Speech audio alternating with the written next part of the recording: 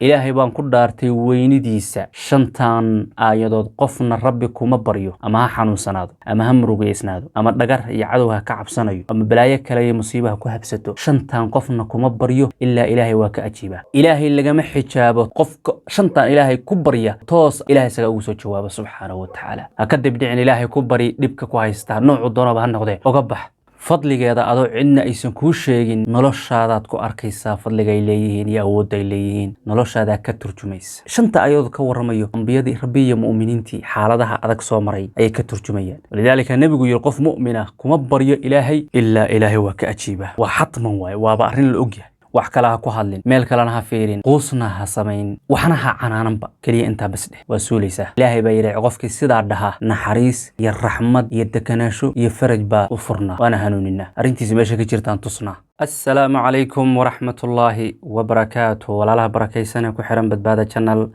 youtube-keenna iyo facebookaba badbaada channel caf waxaa ku soo dhowaataan shanta tan ee aayadood ee nasiibka la rabo inaad u yeelatid qof yahu mu'minka dhibaato kastaad ku sugan tahay waa kaa suulaysaa cajaa'ib baad arkaysaa wallah faraj degdega min allaahi kaaga imaanaya culayska ku saaranna waa isdaynaysaan shantan aayadood haddii aad ku akhrisid weeye kalsooni dhammaystiran biidni illaah awalan marka hore muuqaalka kan sii sheergareeya laygtana ha kala bakheelinana muslimiin badan soo u gaaro uga faa'iidaystaan dhibaatada haysatan ay uga baxaan aayadda koowaadi waxa weeye haddii musiibo kugu habsato inaad tiraahdid innaa lilaahi wa innaa ilayhi raajicuun inaad intaa tiraahdid wey haddii aan aayad faahfaahinteeda u galo muuqaalkaa intaa filaysaa waa ka badnaanaya waana dheeraanaya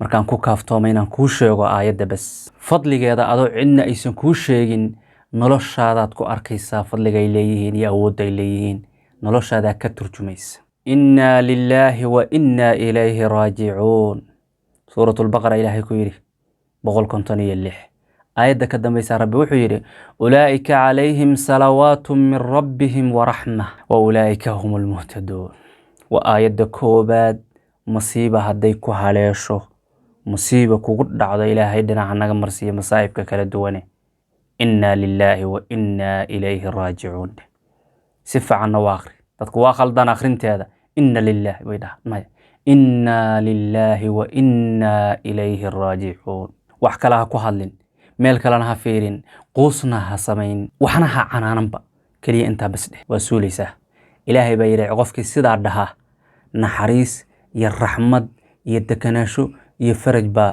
u furnaa waana hanuuninaa arrintiisa meesha ka jirtaan tusnaa aayadda labaad ee xigta waxaa weeye suuratu aal cimraan aayadda lambarkeedu yahay 173 markaad cabsi dareentid keliya waxaad tiraahdaa xasbuna allaahu wa nicma alwakiil iimaanna waa kuu siyaadayaa cadowgaadina ilaahay baa rucbi ku ridaya nebi ibraahim oo dab lagu riday asagoo xirxiran ayaa yidhi dabkii waa baktiyey ilaahay baana cadowgiisa uga heliyey awood ma hayo tabarna muu hayo ilaahay baa uga heliyey subxaanahu wa tacaala intay xirxireen bay dab ku rideen xasbuna allahu nicma alwakiil buu yidhi dabkii waa dami xargiina waa ka furfurmay bal dabkii xargihii bas buu gubay jirkiisa ma taaban nebi maxamedna waa yidhi calayhi salaatu wasalaam maalintii la yidhi quraysh iyo yuhuud ba isku bahaystay isu soo bahaystay oo raba inay kula dagaalamaan isaga iyo mu'miniintii saxaabadii la jiray xasbuna allahu wa nicma alwakiil intaa keliya dheh markaa cabsi dareentid aayadda saddexaad ee xigta waxaa weeye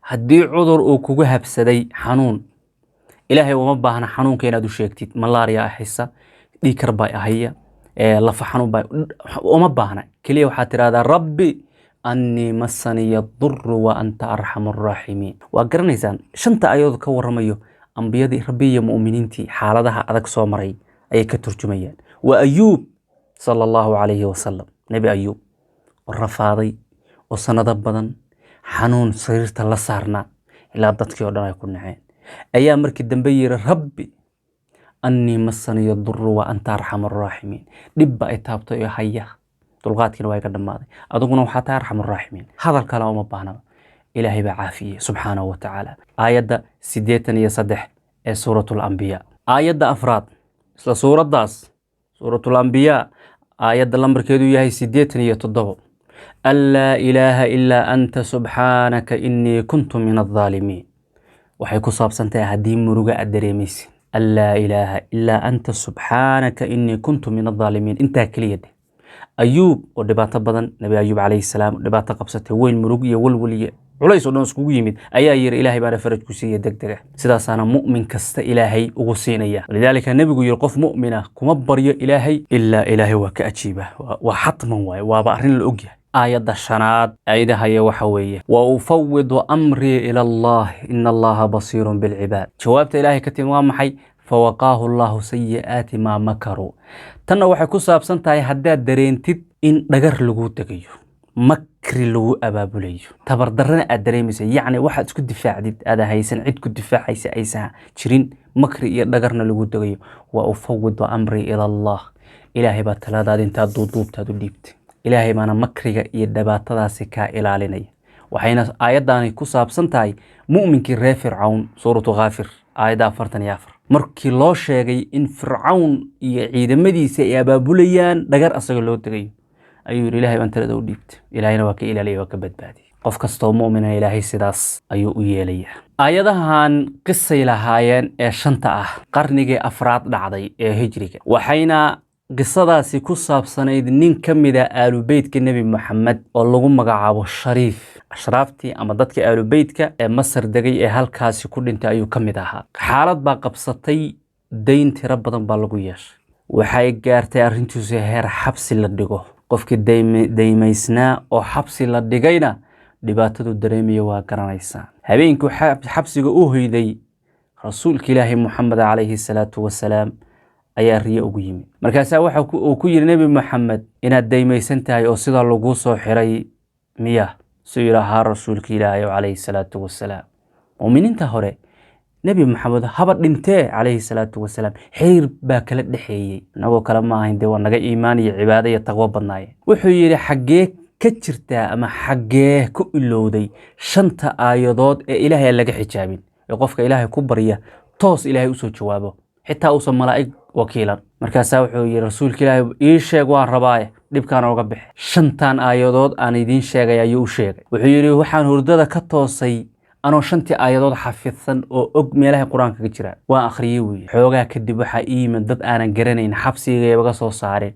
waxay ii geeyeen madaxweyne ku-xigeenkii, ninkii mas-uulka magaalada kii ku xigay. waxaanu u yidhi waxaad nagu dacweysay miyaa awowga nebi moxamed calayhi salaatu wasalaam, ilaa aalubeytkiisuu ka mid yahay sala allahu calayhi wasalam. markaasuu yidhi maya wallahi, laakiin arrintaasaa dhacday. nebi moxamed baa ana riyo igu yimid, sidaasaana dhacday. uu sheegay. dayntii waa laga cafiyey, lacag dheeraadana waa la siiyey. isagoo karaamaysan oo sharfan buu meeshii ka baxay. yaa u sababay shantan aayadood ee ilaahay laga xijaabin. ilaahay baan ku dhaartay weynidiisa, shantan aayadood qofna rabbi kuma baryo, ama ha xanuunsanaado, ama ha murugaysnaado, ama dhagar iyo cadow ha ka cabsanayo, ama balaayo kale iyo musiibaha ku habsato. shantan qofna kuma baryo ilaa ilaahay waa ka ajiibaa. shantan aayadood ilaahay lagama xijaabo, toos asagaa qofka shantan ilaahay ku barya ilaahay isaga ugu soo jawaaba subxaanahu wa tacaala. ha ka dibdhicin, ilaahay ku bari dhibka ku haystaa noocu doonaba ha noqdee, oga bax. aad iyo aad baa umahadsantiin. allah idin sharfo. horey u socda. baaraka allaahu fiikum.